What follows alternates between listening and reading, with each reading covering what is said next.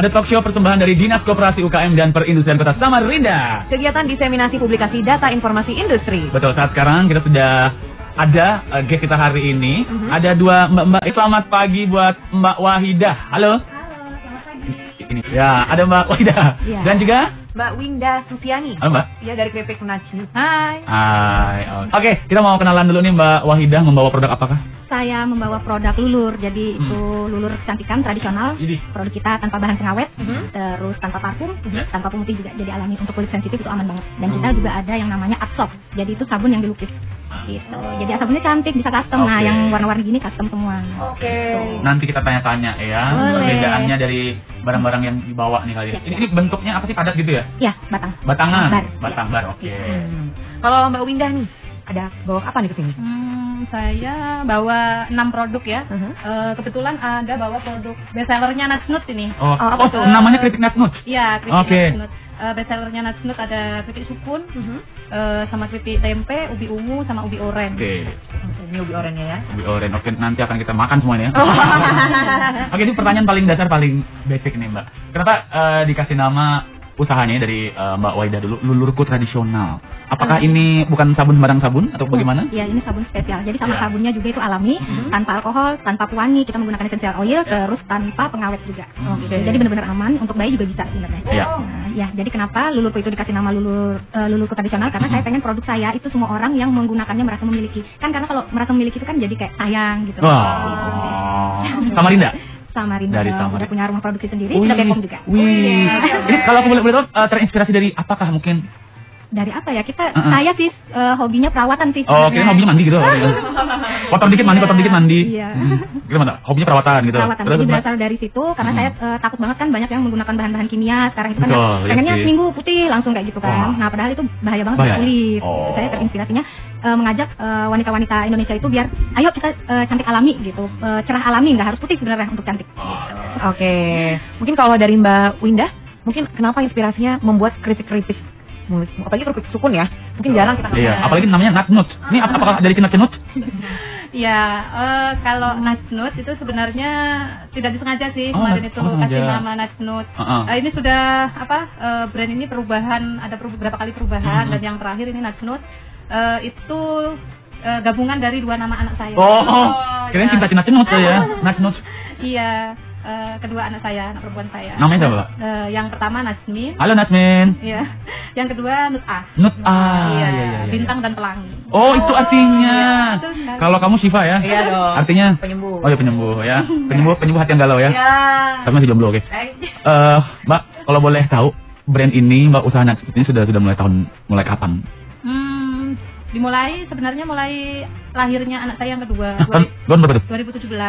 Ya, 2017 itu sudah mulai usaha, tapi mulai gabung di komunitas dan ketemu sama UMKM lain itu baru dimulai 2022 kemarin. Oke. Usahanya memang udah keripik ini dari awal. Keripik apa? Yang belum? Yang pertama itu usahanya sebelum keripik ini ada bikin sambal pecel sama kerupuk nasi. Rengginang.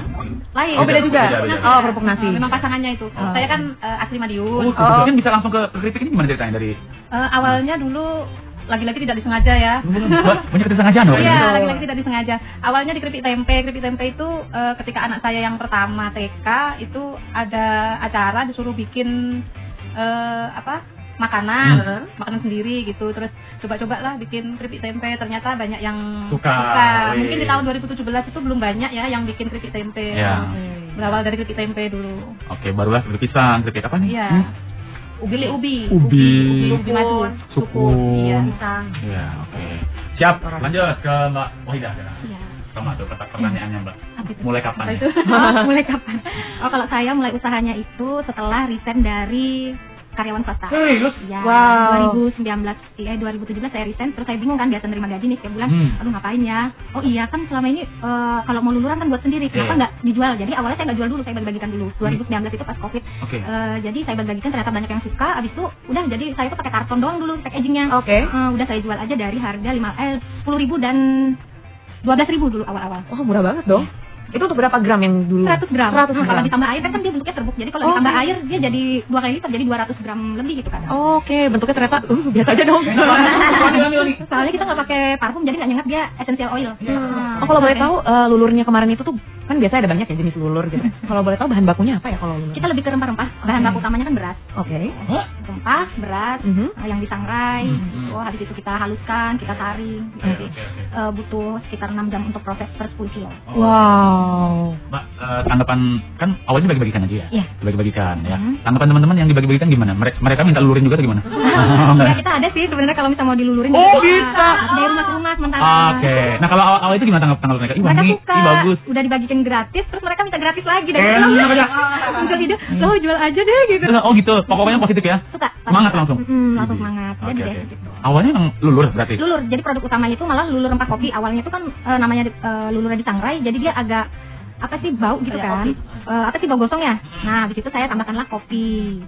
Jadi aromanya jadi aroma kopi. Terus yang kedua ini variannya lulur sari pengantin. Jadi dia lebih ekstra temulawak. Oke. Kalau boleh tahu kan namanya ini perawatan ya. Kadang kan berbagai macam jenis-jenis kulit gitu. Mungkin banyak ada basic tentang pengetahuan perawatan kulit atau ada ini? Oh, nggak ada sih saya. Jadi pas pandemi itu saya kan bingung nih, udah nggak ada kerja, nggak biasa kan, nggak berpenghasilan. Jadi saya ambil kayak kursus online. Belajar. Ada basicnya berarti belajar. Belajar itu setelah saya jualan. Oh, oke, mendalami lah ya. Iya. Oke. Belajarnya berapa puluh tahun tuh? Oh enggak. Berapa lama dan apa aja Mbak ilmu-ilmu yang Mbak dapat tuh? Bulan aja. Jadi saya belajar sabun itu sampai 3 mentor. Jadi satu mentor itu beda, ada yang nggak ada busanya, ada yang terlalu lembek, sampai saya temuin formula yang benar-benar ya itu sekitar 1 tahun. Untuk sabunnya agak susah. Kalau dulu kan udah turun-temurun kan dari nenek moyang. Benar. Jadi udah gampang. Dan akhirnya terciptalah apa ya bahasanya karakteristik bentuk dari ciri khas Mbak sendiri ya. Yang paling awal Mbak kalau ini kan pertama cair katanya. Enggak, kalau lulur. Terbuk. Nah, akhirnya pindah ke sabun padat ini, batangannya. Oke. Jadi ini lulur juga? Ini ada lulurnya, sabunnya, jadi ada scrubnya. Oh, gitu. Kalau yang ini nggak ada, ini olive oil. Oke. Sabun biasa? Ya. Buat mandi? Ya, buat aja bisa. Oh, buat aja bisa ya? Karena pH-nya udah dia makin lama didiamkan, jadi dia ada masa kuring untuk sabun batang begini yang natural. Ini kan natural soap namanya. Nah, itu sekitar 3 minggu, 3 sampai 4 minggu. Jadi makin lama tuh pH-nya makin turun, itu bagus buat kulit lembaga normal ya pH-nya. Oke. Ya, nanti kita bakal tanya-tanya lagi nih tentang ya gimana bahan bakunya kok bisa. Ternyata bahan sabun dari beras, lulurnya dari beras ya. Lulur dari beras. Kalau sabun dari minyak-minyakan. Jadi ada 4 jenis minyak. Betul. Tentang keripik juga kok bisa motong tipis ini tuh gimana? Apakah kesabaran juga tipis itu? Oh enggak.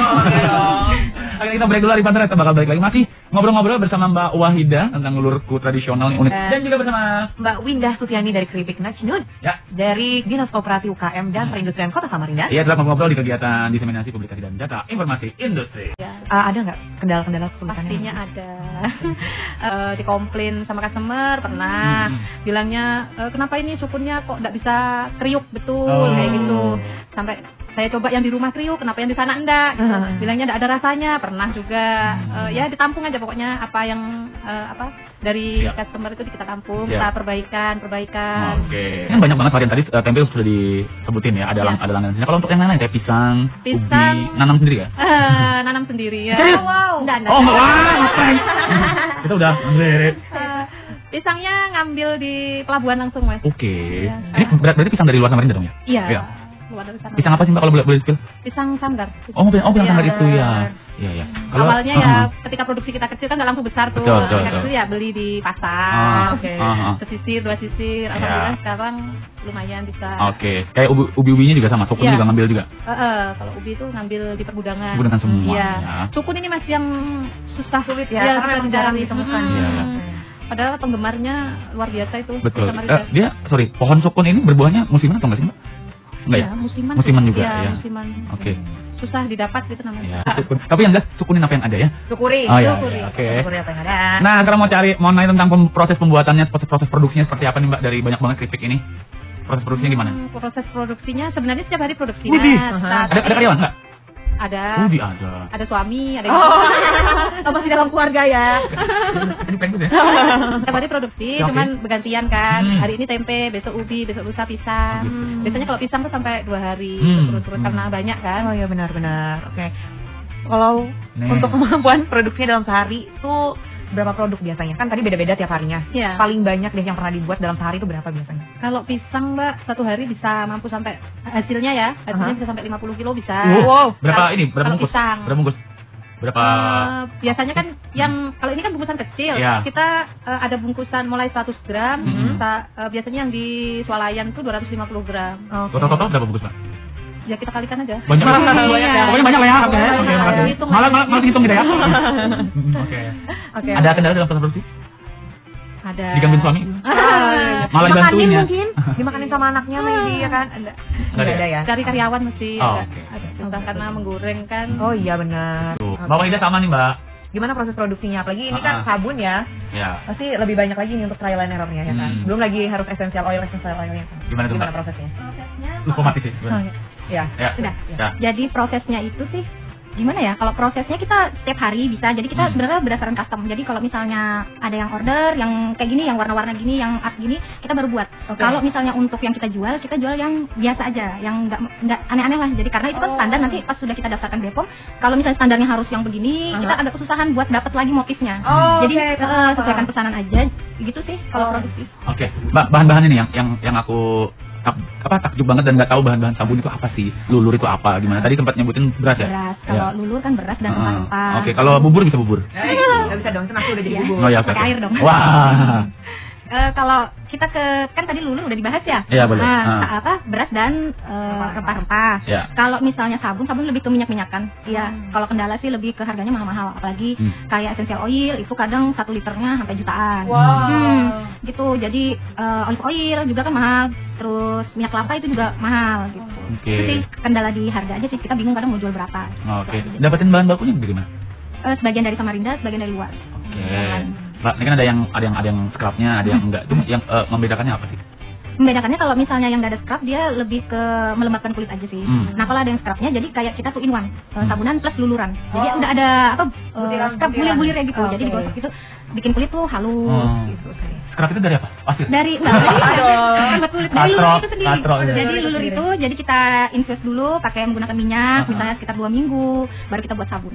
Oke, berarti proses pembuatannya cukup lama Panjang. ya? Kalau ini loh customnya nunggu sampai 1 bulan lebih udah gitu. Antri gitu.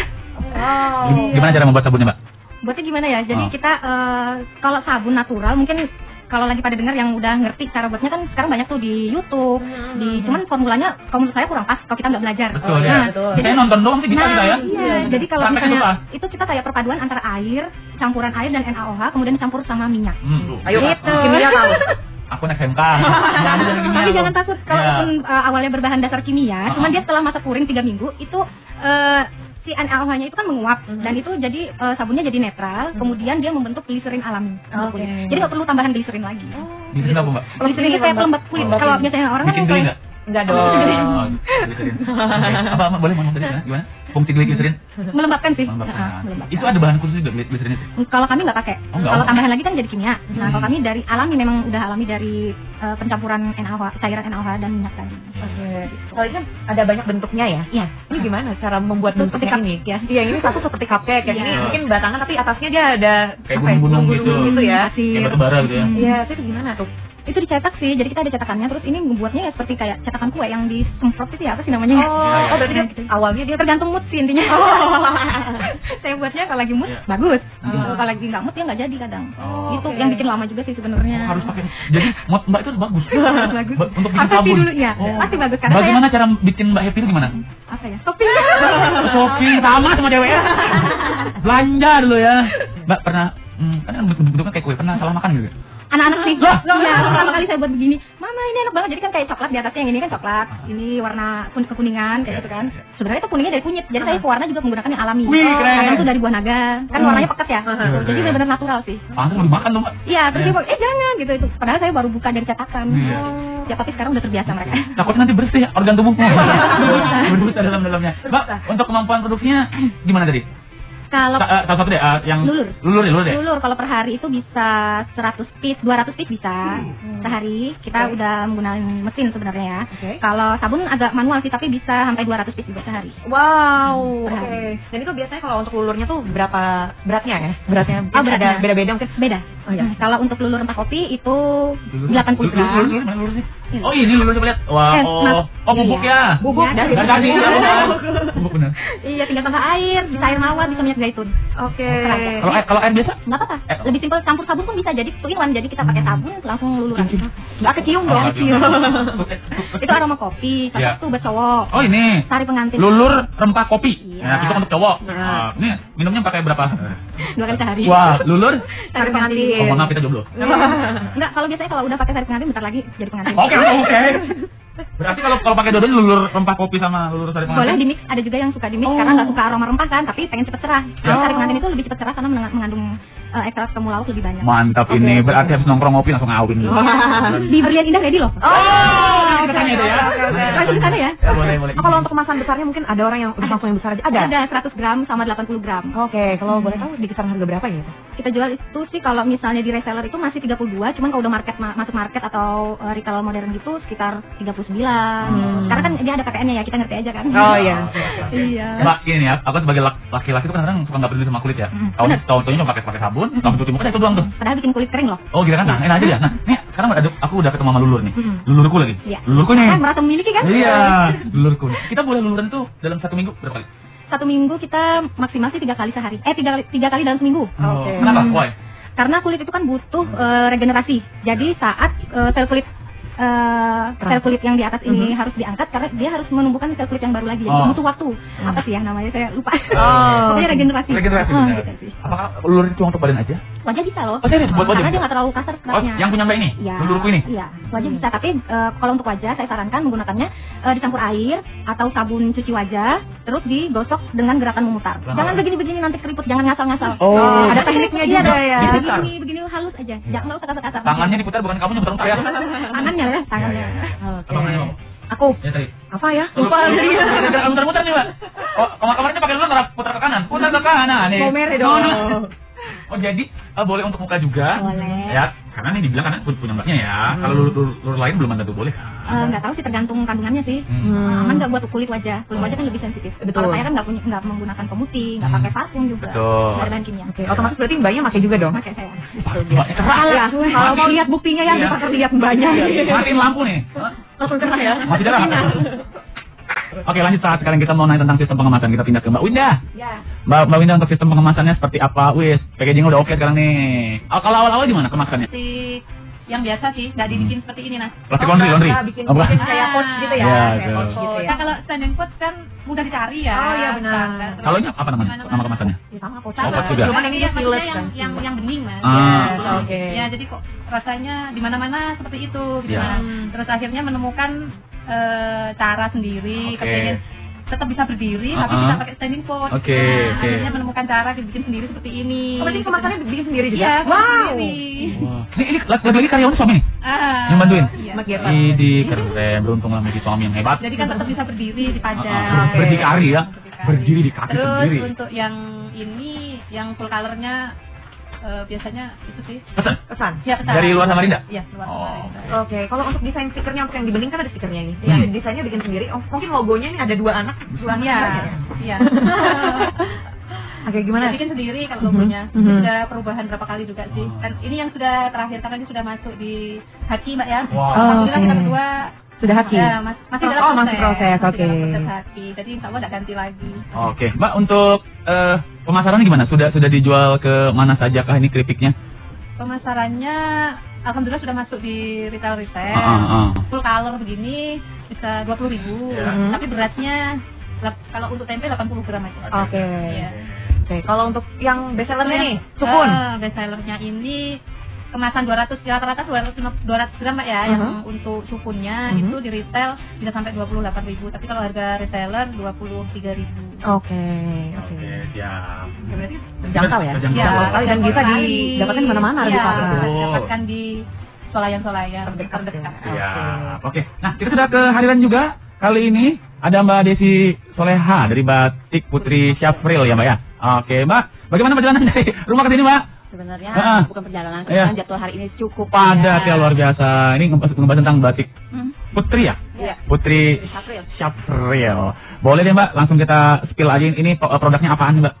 sebenarnya produknya yang karena namanya Putri Satrio ya kan jelas produknya nggak jauh-jauh dari batik. Betul. Ya, batik tulis, batik cap, batik kontemporer, batik lukis, ya batik lah. Oke. Ide awalnya kepikiran untuk buat batik itu gimana Mbak? Sebenarnya bukan ada ide sih ya. Kalau ide itu sebenarnya mengalir begitu saja karena basicnya adalah dari seni. Gitu. Mbak memang pecinta batik dari dulu kan Bang? Tidak. Oh tidak. Nah, kan ini gimana sih maksudnya? Jadi karena dulu waktu ini menyukai karena saya juga terlibat di dunia penyutradaraan ya, ngambil sutradaran dan film karena itu ada isinya terdiri dari penata make up, kostum dan biasa saya lebih condongnya ke lukis. Ke lukis. Jadi ketika di batik kita lihat batik itu bagus sih, bagus. Tapi saya ingin batik menurut versi saya. Itu aja sih.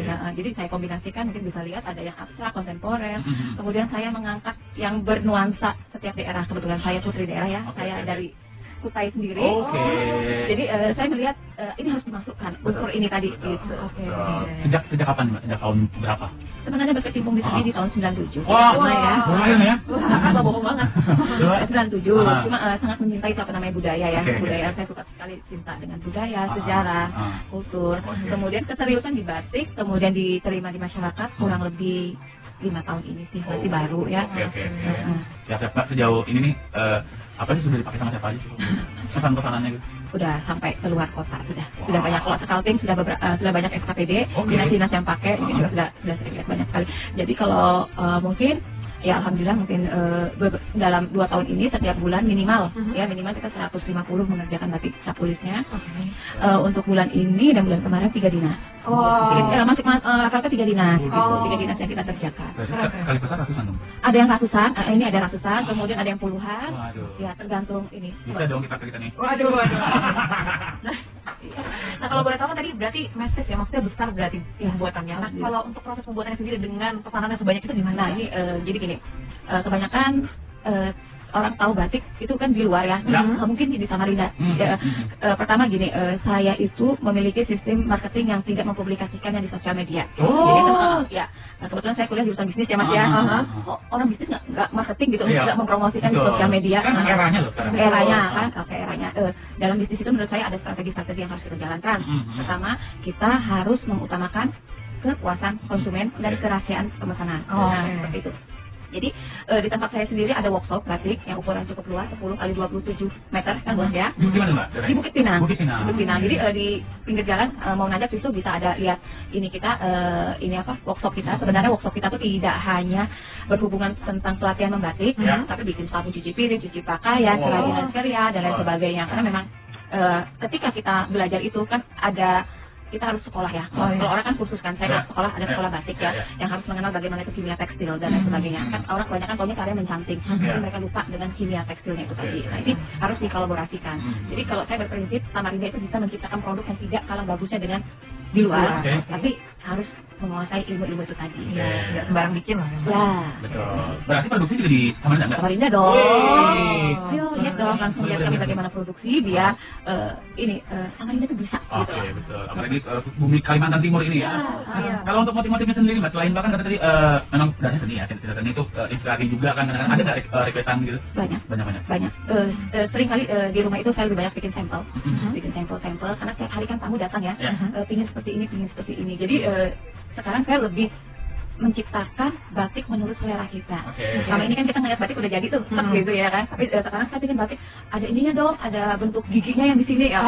Iya benar. Kayak kalau tadi mungkin ada padi-padinya gitu ya kan. Terus ada putusnya loncat-loncat bisa dilihat di situ. Tapi yang saya pakai kan bikinan sendiri gitu ya. Saya pengen versi kayak bulu-bulu ayam kayak gitu. Benar. Kalau kan saya pecinta bola, bahkan ada juga kan kadang-kadang boleh pakai logo bola gitu. Boleh ya. Pakai logo kan ya. Logo wajah saya tuh boleh. Nah, sesuai dengan yang kemauan ya. Oke. Jadi nggak usah jauh-jauh ya Mbak ya. Iya, nggak jauh-jauh. Samarinda juga ada. Ini justru yang harus kita beritahu ya, karena mungkin jarang yang mendengar tentang batik. Tapi pembuat batik tapi Samarinda gitu. Oke, tadi udah requestan bisa. Kalau misalnya yang udah jadi itu juga ada ya berarti. Baju. Kalau entah itu baju atau kainnya. Udah. Nah, itu harganya berapa kalau boleh tahu? Minimal 350. Ukurannya Pak? Ukuran 2,5 meter. Itu sudah bisa buat dipakai? Sudah.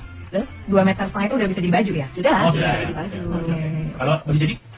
Sementara ini saya hanya ada teman-teman tim ya, teman-teman yang kalau mau jahit baju saya arahkan di sini. Kalau mau di sini dinas di sini. Jadi agar konsentrasi saya hanya fokus di wastranya. Oke. Ya, bisa didapatkan di mana Kak kain batiknya? Sekali lagi. Bisa didapatkan di mana kain batiknya ini? Mungkin di Jalan Pangeran Suryanata, Perum Bukit Pinang Basra Indah, nomor 101 di Batik, workshopnya Batik Putri Sakti. Oke, kontak personnya? 0821 7991 3758. Sosial media? Punya sosial media? Ada Desi Savero, ininya Batik Putri Sakti, tapi tidak aktif. Ini telepon aja ya. Atau datang ke workshop langsung aja. Nah, ya. Oke, kita hold dulu. Kita pindah lagi ke Mbak. Nah, ini dia ada Mbak Wahidah. Mbak Wahidah, Mbak. Sama sih pertanyaannya, Mbak. Gimana proses pengemasan ini, Mbak? Memilih kemasannya apa? Tadi ini kan lulur ada yang dia bentuknya feel kayak gini ya. Ada kemasan warna, kemudian ada juga yang ada kotak ya. Ada kalau sabun yang itu yang kita begini. Oh, sabun ini pakai pouch gini. Oh, oke. Jadi sabun itu batangan dibungkus plastik apa? Pouch kecil. Kalau itu plastik. Oh, itu plastik apa ya? Plastik kecil. Iya, gitu lah ya. Terus baru ada pouchnya. Oke. Pemilihan kemasannya di gimana? Sampai kepikiran apa kita kasih pouch aja? Punya aku. Jadi kita ngelihatnya dari ini sih pengusaha sabun yang sebelumnya, dulur yang sebelumnya. Jadi kita belajar juga sih yang udah senior. Oke. Yang terus pemilihannya yang simple digunakan, nggak mubazir segala macam. Udah dijual ke mana? Kita udah sampai ke Jakarta, jadi ada reseller juga, terus swalayan juga. Oh, tadi Samarinda ada? Toko-toko kosmetik ada. Ada. Oh, tadi Berlian Indah ya? Berlian ada, terus toko-toko kosmetik. Sebenarnya mudah ditemukan sekarang, karena kan udah ada izinnya. Oke, harga. Ya harga itu berbeda tergantung KPN dari kebijakan pihak industri. Oh, oke. Betul. Kisarannya? Kisaran sekitar 32 sampai 35. Oke, itu sabun apa lulur? Oh, itu yang sabun. Sabun untuk yang kemasan 100 gram. Oke, kalau lulurnya? Tadi saya bilang yang lulur. Oh, yang lulur. Oh, ya. Kalau yang sabunnya itu sekitar 35. Jadi kalau misalnya ambil satu lonjor itu kan ada 12 bar, itu bisa dapat harga reseller juga. Oh, oke. Kalau saya mau ngambil kamu usahanya. Mbak, ini tahan berapa lama sih kalau untuk? Kalau untuk lulur bisa 2 tahun. Oke. Nah, 2 tahun. Maksudnya apa nih? Pemakaiannya. Oh, pemakaian bisa 5 sampai 8 kali. Oh, lulur yang kemasan ini ya? Yang kemasan 100 gram. Kalau ini sekali pakai, jadi bisa lagi jalan-jalan, traveling size ya. Oke, kalau untuk sabun ini nih, sabun sebulan cukup. Wah, dia awet. Awet kok. Dipotong-potong boleh nih? Boleh, kalau mau lebih awet lagi. Cuman nanti kalau udah tambah kecil malah kebuang kan jadi. Oh iya, tidak juga. Ya gitu, tadi sudah bisa dibeli di mana aja ya pokoknya ya. Di toko-toko apa kecantikan ya? Bisa. Toko kosmetik. Boleh kontak personnya, Mbak. Boleh kalau misalnya mau custom sabun atau lulur, kita juga bisa buatin lulur sesuai permintaan. Misalnya mau lulur rempahnya cuma ada kayu manis dan lain-lain gitu. Boleh, jadi bisa order, jadi kita bisa buatin juga. Mau pakai brand sendiri juga bisa, gitu. Perizinan juga bisa kita buatkan sebenarnya. Nah kalau sabun juga sama. Jadi kalau misalnya mau kerja sama, bisa juga nanti hubungi aja ke 0823 5001 9988 atau mau tahu motif-motif sabunnya seperti apa aja, varian lulur apa aja, masker apa aja, bisa ke kunjungi IG-nya di lulurkut_tradisional. Kalau mau konsultasi dulu, menyesuaikan kulit saya gimana boleh nggak? Boleh, bisa. Belum dibuatkan? Bisa. Wah, bisa banget. Mbak, saya pakai busanya. Banyak busanya. Soalnya kalau nggak pakai busa kayak nggak mandi gitu. Sabun natural biasanya nggak banyak, dia ada busanya, cuma nggak berlimpah ya. Oh, begitu. Karena kita nggak menggunakan SLS. Baru ngerti nih Arifat, ternyata nggak selamanya yang banyak busanya itu baik. Nggak selamanya kalau ada itu. Kalau menggunakan SLS itu bikin kulit kita kering ya. Kering. Kelembapan alami kulitnya tercicip. Tahu nih. Iya, cewek pengen tahu, saya nggak tahu. Saya kan sudah tes dari awal, taunya sabunan aja. Kemarin pakai sunlight. Waduh. Banyak kan berkilau. Menghilangkan lemak. Oke, Mbak Windah lupa nih kalau mau mau tahu kata pasangan gimana, ada sosial medianya? Bisa langsung menghubungi lewat WA. Boleh berapa nomornya? 0853 1731 4889. Oke, ini kita kan tinggal 5 menit lagi nih, mau dengar dong harapannya deh untuk usahanya sendiri dan juga untuk UKM yang ada di Samarinda. Barangkali dari Mbak Desi dulu nih Mbak, boleh harapannya nih Mbak untuk usahanya seperti apa untuk UKM yang ada di Samarinda juga. Khususnya batik juga nih. Kalau saya sih selalu berharap semoga semakin berkembang, semakin dikenal, dan saya tetap mempertahankan kualitas untuk menjadi yang lebih baik lagi. Amin, ya. Amin. Untuk yang lain mungkin harus lebih banyak belajar. Buat saya menjadikan ciri khas diri kita sendiri itu lebih penting dengan produk, karena ingat menjadi plagiat itu akan menjadikan diri kita tidak percaya diri sebenarnya. Dan bawa bangga sama Rinda ya. Karena Nur, Neng, Oke, boleh Mbak Winda harapannya untuk usahanya dan para UMKM di luar sana? Selamat tiba Ketua TV, Mbak. Idem ya, idem. Karyawan lah ya ada ya. Ini baju kuning bisa dikatakan. Mbak Winda, apa Mbak harapannya Mbak? Mbak Wahidah ya. Iya, Mbak Wahidah, apa nih? Harapan usahanya dan para UMKM yang ada di luar sana. Harapannya sih yang makin berkembang, terus produk-produk Samarinda makin dikenal, makin dihargai. Jadi untuk orang-orang yang di Samarinda, sebenarnya kita produk-produk di Samarinda udah keren-keren banget gitu. Jadi gimana sih caranya bikin Samarinda bisa maju? Ya dengan kita membeli produk-produk lokal. Gitu aja sih. Jadi produk kita itu bisa dikenal secara nasional dan internasional. Kailah produk-produk Kalimantan Timur ya.